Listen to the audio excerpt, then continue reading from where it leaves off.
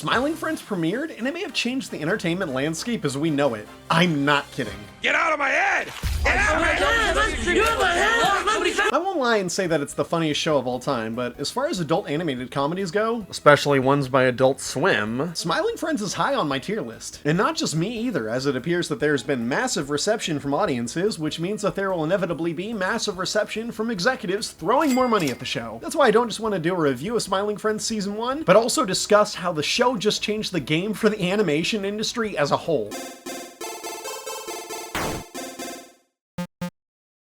Smiling Friends is an Australian-American adult animated television series about a company that tries to make people happy, Smiling Friends Inc. The two main characters are Pim, the energetic and often naive optimist who works hard to bring smiles. Are you really gonna do this? That's the difference between you and me, Charlie. I believe in destiny! And then there's Charlie, the pessimistic average Joe that doesn't want to try very hard. Oh, come on, let's spice up the office with these funny decorations. Dude, what difference does it make? We get off work in like 5 minutes. They also have a mysterious boss that looks like a grown-up hellbender. The two leads are voiced by the show's creators, with Michael Cusack as Pim and Zach Hadel, aka PsychicPebbles, as Charlie. If you don't recognize the name PsychicPebbles, he's known for animating things like this. You look pretty good. As well as being a part of the Sleepy Cabin podcast and being a frequent guest on Oni Plays. Hadel's beautifully unhinged animations garnered him enough of a reputation online and worked with Justin Roiland, you know, the Rick and Morty guy, for the Hilarity for Charity event. I believe this connection gave Hadel and Cusack the opportunity to pitch a show to executives at Adult Swim, which gave us, well, not Smiling Friends technically yet, but YOLO Crystal Fantasy. YOLO Crystal Fantasy, if you don't know, is another adult animated comedy by Hadel and Cusack, created for Adult Swim. Adult Swim actually played both the pilots for YOLO and Smiling Friends on April Fools of 2020, but only YOLO went on to become an actual show. It premiered the following August and did okay on ratings, getting about 500,000 viewers each episode. The show itself, it was a trip. Just downright interesting, crazy, and fun!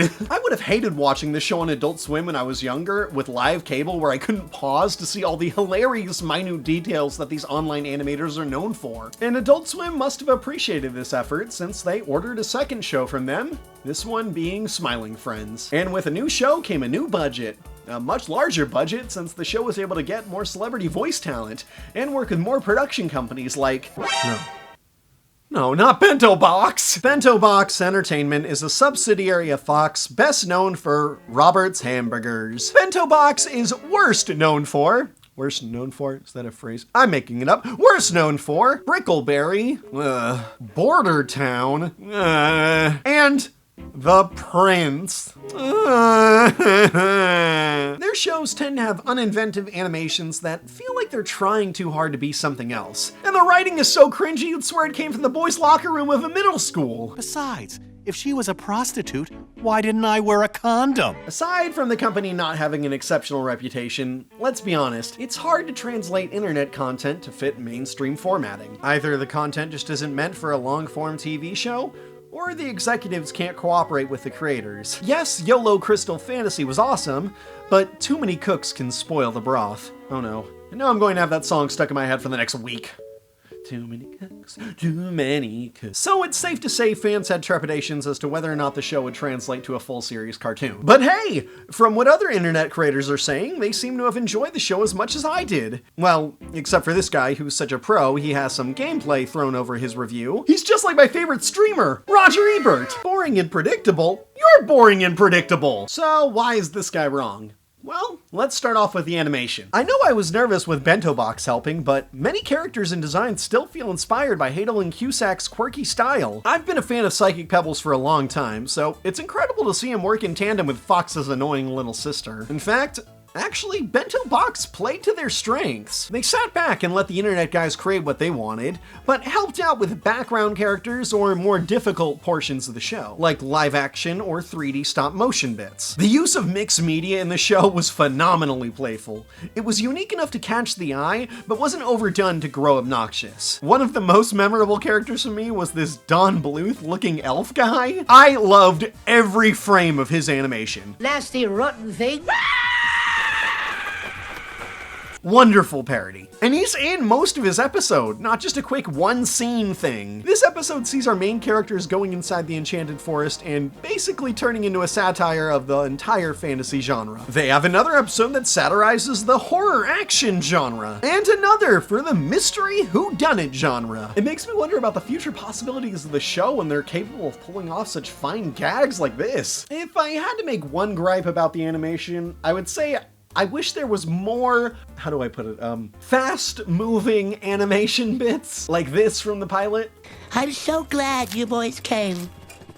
He's just right in here. There are some moments like this sprinkled throughout the series, but not as many as in the pilot. I get it though, some corners must be cut when big companies are involved. The writing for the show was fairly on par with the original pilot. Something that I appreciated in the pilot was the Chekhov's gun, Desmond's gun. We didn't just have a character with a gun, it had a purpose. There was a payoff, and that continued throughout the rest of the show. When an episode would conclude, the A-plot and B-plot would collide into a satisfying solution. The series did pull back the focus from the B-plot, just mainly sticking to focusing on the A-plot more, but I actually felt like that made the show stronger. With an 11-minute runtime, you can't have the B-plot taking up too much space. I respected the writing on the show too, because unlike a lot of other adult animated comedies, it didn't have to try too hard by being edgy and just saying the most risque things that they could come up with. They had plenty of just funny, wholesome moments with their comedy, like this.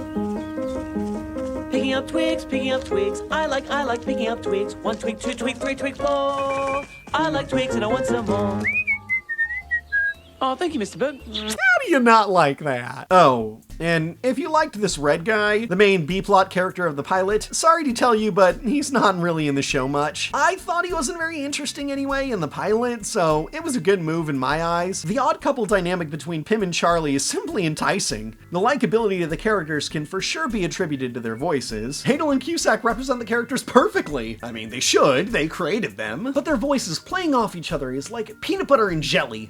Just a delicious combo. She's actually pretty good at that. Yeah, she's good. Aside from them, you'll be able to catch voices of other internet creators, such as Chris O'Neill, aka Oni. Don't worry, Pim. I can cheer you up. Da-da-dee-da-do, da-da-dee-da-da-do. Mick, aka Rice Pirate. I mean, because what you're doing, the way you're doing that, you're going to pull something if you keep doing it that Okay, way. thank you. We got it. We got it. I also- We got it, man. Lyle Rath, or Wrath Club. You should just buy more stocks. Erica Lindbeck, who provided voices for the other internet animation darling, Hell of a Boss. Fine, you pushed me hard enough and now I'm forced to admit it. Harry Partridge. Yeah, it kind of does.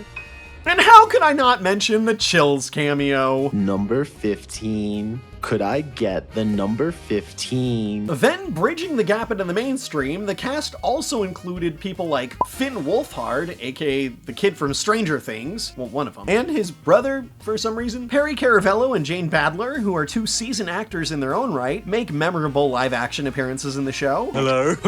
And Gilbert Gottfried takes his rightful place as God. I hope you learn from this cool experience. He was a parrot in Aladdin, Santa in The Grim Adventures of Billy and Mandy, and now God in Smiling Friends. Sure, it may not seem like the most star-studded cast, but that's the point. If the show was filled with a bunch of A-list Chris Pratts to do all the voices, it would have just not had the same energy it did. Oh, we were right there, man! The way that Smiling Friends peppered in the mainstream actors throughout the show in small cameos let them just blend in better. Comparatively, Cusack and Hadel's other show, YOLO Crystal Fantasy, did not have any celebrities connected other than the internet creators, so gaining any star power is a positive development. Now, if the show just does well enough, more people in the mainstream entertainment industry will hear, hey, I worked on a show with a bunch of internet creators and it went awesomely. And that's the kind of talk that we need to shift what's thought of when someone brings up a YouTube-adapted television show. Not a cringe mess,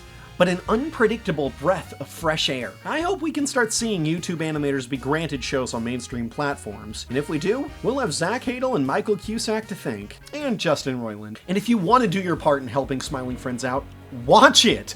And I mean, don't torrent it, don't illegally download it, okay? Get cable, or get one of the cable substitute options, or wait until it comes out on Hulu. I don't know, just actually watch the show. Give it your support. Just give your time to the show and show the Adult Swim suits that there is a want for long-form internet-inspired content. Thanks for watching. My name is Bradley Smith, and subscribe if you want more cartoon reviews and video essays, or funny commentary, TikTok, reaction, whatever the heck you want to call them, videos. And leave a like for me, that'd be awesome. See you in the next one. Peace. Too many cooks, too many cooks.